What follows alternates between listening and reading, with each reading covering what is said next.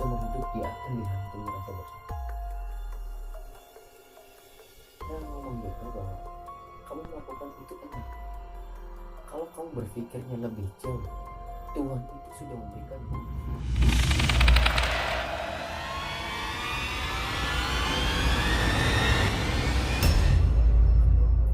Selamat malam kawan-kawan, kembali lagi bersama saya Ibnu di channel Reksobumi.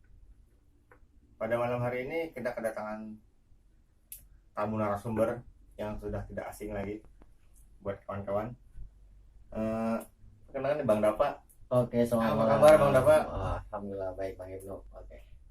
Terima kasih nih malam hari ini ngundang saya lagi untuk ngopi bareng. Untuk menceritakan sesuatu hal yang mistis. Ya, ini merupakan cerita yang cukup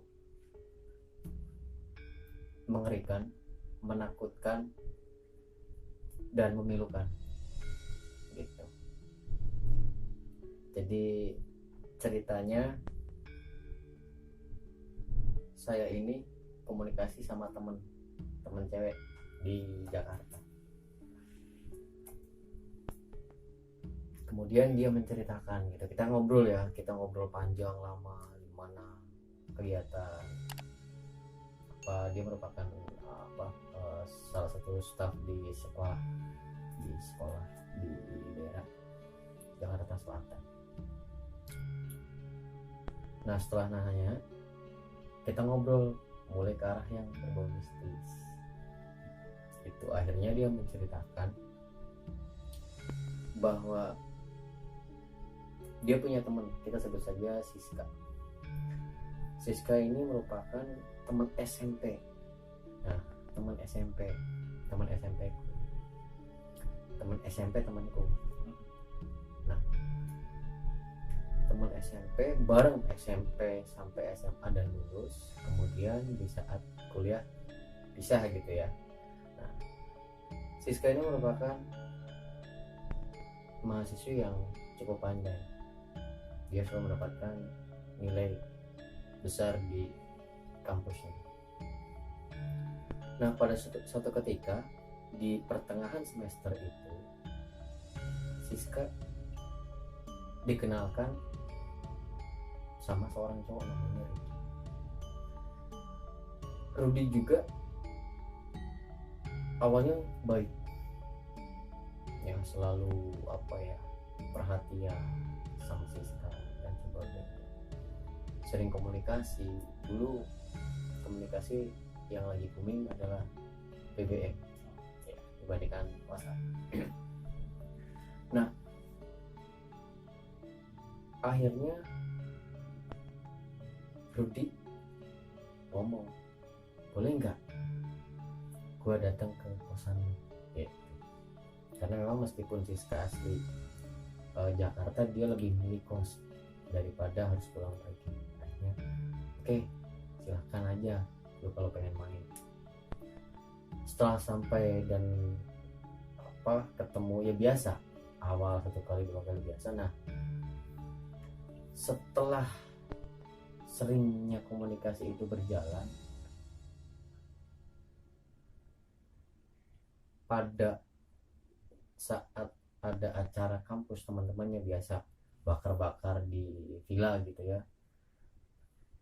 Siska itu dikasih minuman, biasa pesta-pesta di villa gitu ya. Nah, dikasih minuman, akhirnya tidak sadarkan diri ya. Nah, setelah tidak sadarkan diri, disitulah aksi bejatnya Rudy mulai dilancarkan. Akhirnya dia merenggut ke perawanannya. Nah, setelah itu, setelah bangun dan kegiatan seperti tidak ada hal-hal yang biasa gitu, tidak ada hal yang yang luar biasa terjadi gitu. Nah, setelah itu pulang, Rudy kembali menghubungi Siska. Halo, gimana? Lu lagi gimana? Akhirnya setelah menceritakan, saya kaget. gila lu. Rudy jujur bahwa dia itu malam itu kondisinya sama-sama mabuk dan sebagainya. Siska sempat marah, dia nggak mau tahu dan sebagainya karena memang meskipun Siska ini orangnya asik diajak ngobrol dan sebagainya, dia terkait bergaul dengan dunia yang seperti itu ya, kayak minum dan sebagainya, dia tidak mengenal itu. Akhirnya lama kelamaan dengan caranya Rudy, karena Rudy suka sama Siska, akhirnya apa, Rudy datanglah ke seorang dukun. Setelah dia tanya teman-temannya, nah, setelah berhasil menaklukkan Siska, akhirnya komunikasi semakin lancar dan Siska pun nggak mau pisah gitu sama Rudy. Tetapi menjelang wisuda, kejadian itu terus berulang. Apa yang Rudy minta itu selalu Siska beri, termasuk hubungan yang tidak layak, yang sering melakukan hubungan layak suami istri. Menjelang akhir wisuda, ternyata Siska ini sering merasakan mual, pusing dan sebagainya. Ternyata dia hamil akibat dari perbuatan. Nah, kemudian Siska bilang sama Rudy bahwa, "Bang, aku udah telat." Akhirnya Rudy, "Enggak, gua nggak mau nikahin, gue masih pengen terusin lanjutin kuliah gue." "Enggak mau, Siska pengen dinikahin." "Enggak, kalau lu masih pengen sama gue, gugurin teman kandungan." Shock Siska mendengar omongan Rudy yang seperti itu. Terus Rudy sempat menghilang. Ditemuilah akhirnya Rudy di kosan temannya dengan jawaban yang sama, "Kalau lu masih pengen sama gua, gugurin tuh kandungan." Akhirnya dibujuk-bujuk, Siska pun menggugurkan kandungannya, meminum obat-obatan dan sebagainya. Setelah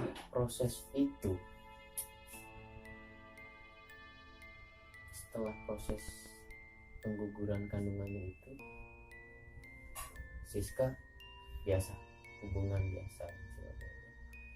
Tetapi mulai kejadian-kejadian aneh itu muncul.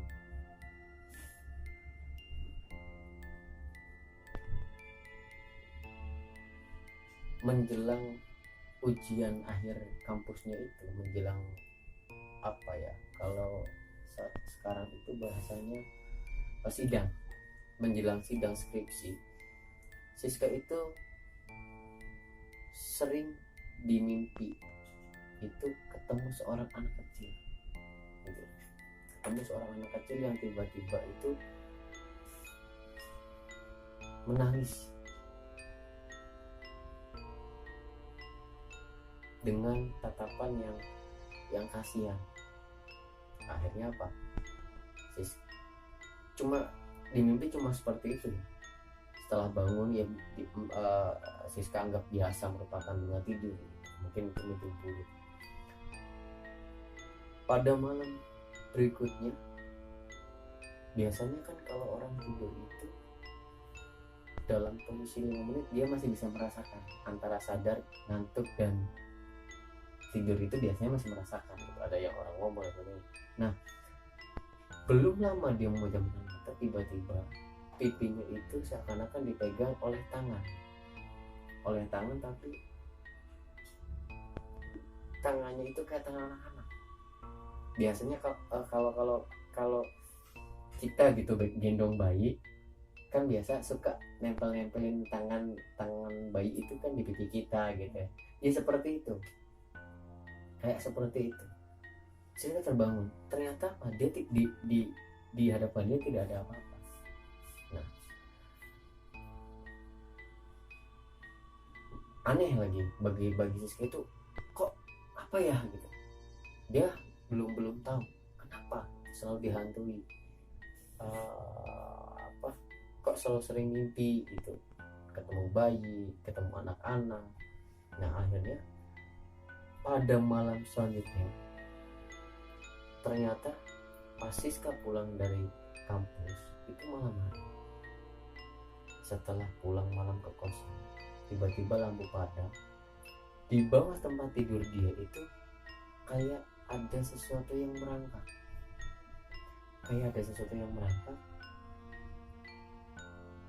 karena polisi mati lampu dan tidak ada penerangan ya. Dia akhirnya apa, coba cari korek, dia cari bunyi apa di bawah tempat tidur. Ternyata yang dilihat adalah sesosok bayi yang lagi merangkak di bawah kolong tempat tidur. Siska dengan spontan langsung lari dan teriak. Siska lari teriak keluar, bahwa akhirnya teman-teman bilang, ada apa Siska, ada apa? Itu di dalam kamar ada bayi gitu. Akhirnya apa, teman-teman ngecek, tidak ada gitu. Nah akhirnya ya sudah Siska, kalau kamu takut kamu tidur di bareng saya aja, kata temannya. Akhirnya malam itu Siska tidur bareng temannya. Nah Siska sering mengalami kejadian seperti ini, sering dalam mimpinya itu, bahkan dengan kondisi yang sadar, dia sering mendengarkan tangisan bayi yang seperti itu. Bahkan dia di dalam taksi pun itu selalu mendengarkan bayi menangis. Akhirnya dengan kondisi kejiwaannya yang akhirnya tidak tahu ya, Siska sakit, dan teman-temannya itu menanyakan, Siska kamu kenapa?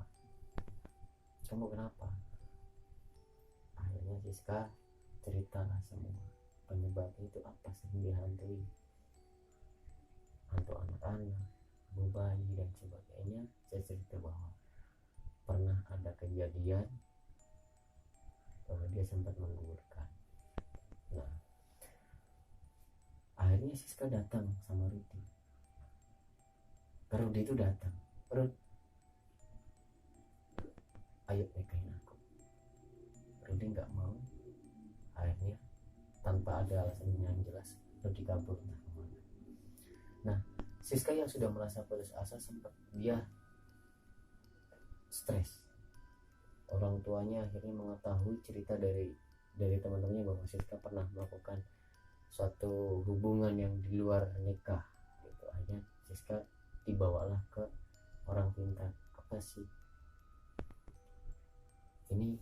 Dihantui sosok anak-anak.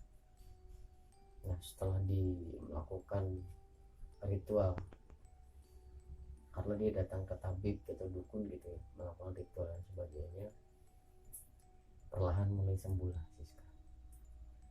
Dia menjalani kehidupan normal, nikah dengan temannya gitu, masih satu kampus, dan bukan Rudi ya, Rudi entah kemana gitu. Tetapi kejadian ini terulang lagi di saat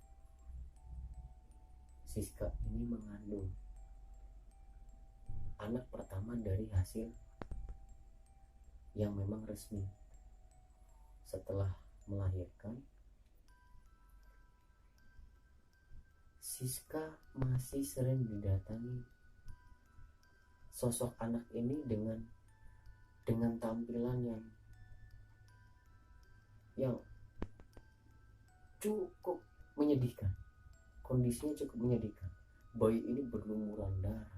Bayi ini itu mukanya itu apa ya, banyak seperti kalau kita melihat apa ya, maaf ya, kalau misalkan kita ibaratkan melihat suatu bangkai gitu yang sudah lama itu bukan membusuk, kayak semut dan sebagainya biasanya kan ada ya, itu sudah dengan wujud yang seperti itu.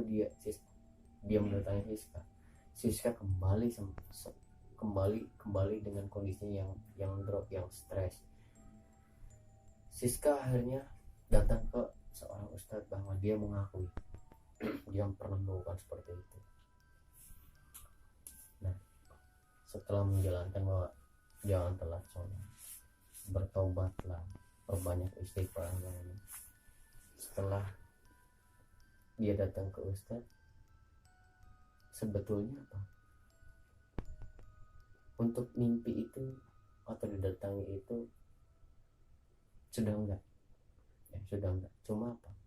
Dia merasakan bahwa masih terbayang, sampai saat ini masih suka terngiang-ngiang bahwa yang datang itu adalah janin yang dia pernah gugurkan sebelumnya. Sampai detik ini dia merasa berdosa, merasa menyesal bahwa seharusnya saya tidak seperti ini, seharusnya saya membesarkan anak ini. Berarti yang mengalami kejadian-kejadian seperti itu Siskanya aja, Rudinya enggak ya? Enggak. Jadi ini hanya cuma Siska yang merasakan bahwa dia itu didatangi. Dan untuk Rudi sendiri hingga detik ini dia tidak tahu ada di mana. Gitu. Nah, untuk Siska sampai detik ini dia masih terbayang-bayang bahwa saya sudah melakukan salah besar. Dia masih ingat bahwa jasad yang dia gugurkan itu bentuknya seperti apa. Itu proses-proses seperti itu yang selalu menjadi hal yang menakutkan bagi Siska. Jadi seperti itu. Ya, buat sobat-sobat dimanapun Anda berada, kita cuma bisa saling mengingatkan bahwa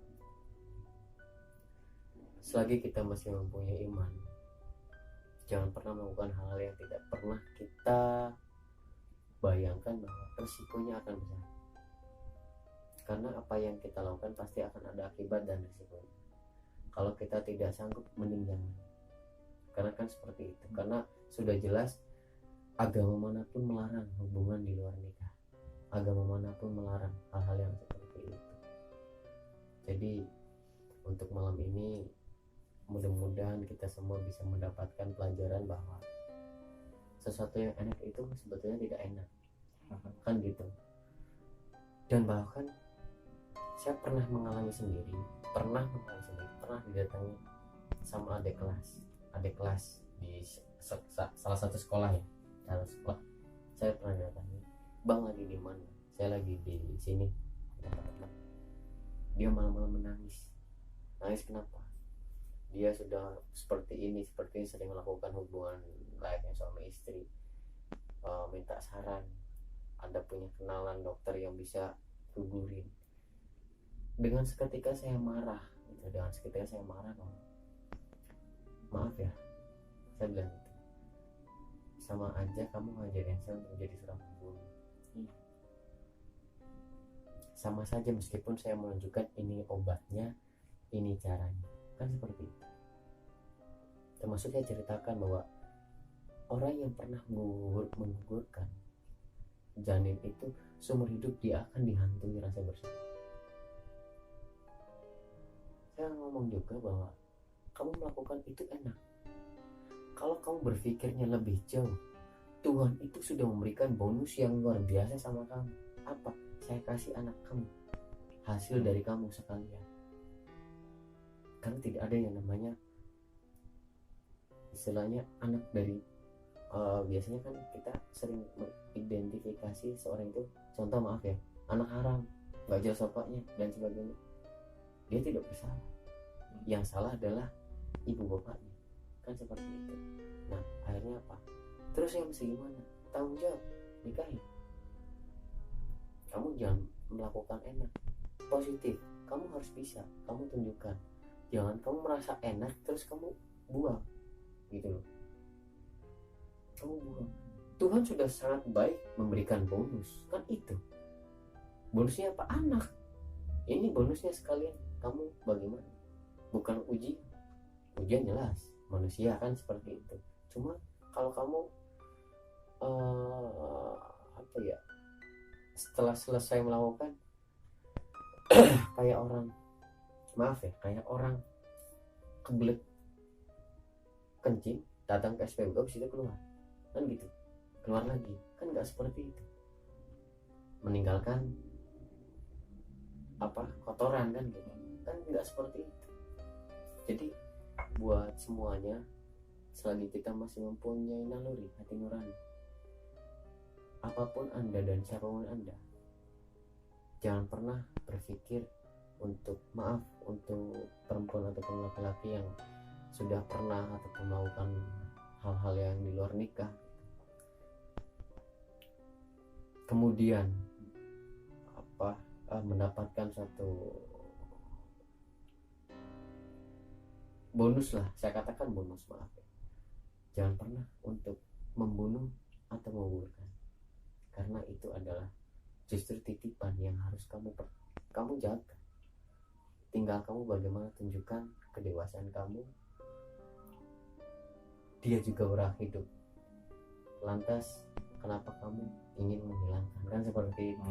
Jadi akhirnya Siska pun merasakan hal ini, merasa bersalah, selalu terngiang-ngiang tangisannya. Proses dia menggugurkan si janin itu seperti apa, dia selalu mengingat step by stepnya. Janin yang sebesar apa di saat dia keluarkan dengan paksa, dengan dia tarik mulai tangannya keluar, kepalanya satu, kan itu kan dengan cara-cara yang luar biasa. Sesungguhnya itu sebenarnya anaknya dia ya, iya, anaknya dia gitu. Sampai saat ini dia masih merasakan bahwa dia merasakan gitu, masih dihantui hingga detik ini. Jadi seperti itu malam ini gitu. Oke, terima kasih Bang Dava. Ini ceritanya bagus banget nih kawan-kawan. Banyak hikmah dari cerita yang telah disampaikan oleh tadi bersama kita. Oke, Bang Dava, barangkali ada pesan-pesan buat teman-teman. Oke, siapapun kita, bagaimanapun ya kita jangan pernah menjadi manusia yang seenak. Bahwa ingat, mereka juga, siapapun mereka berhak untuk hidup dan layak hidup. Kalau kita merasa punya hak untuk hidup, kenapa mereka tidak punya lah berhak untuk hidup? Itu aja.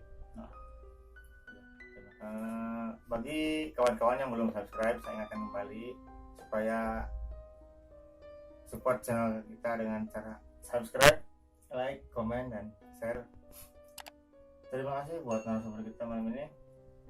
Semoga sehat selalu Bang Dava ya. Siap, amin, makasih. Begitu saja kawan-kawan video kita kali ini. Wassalamualaikum warahmatullahi wabarakatuh.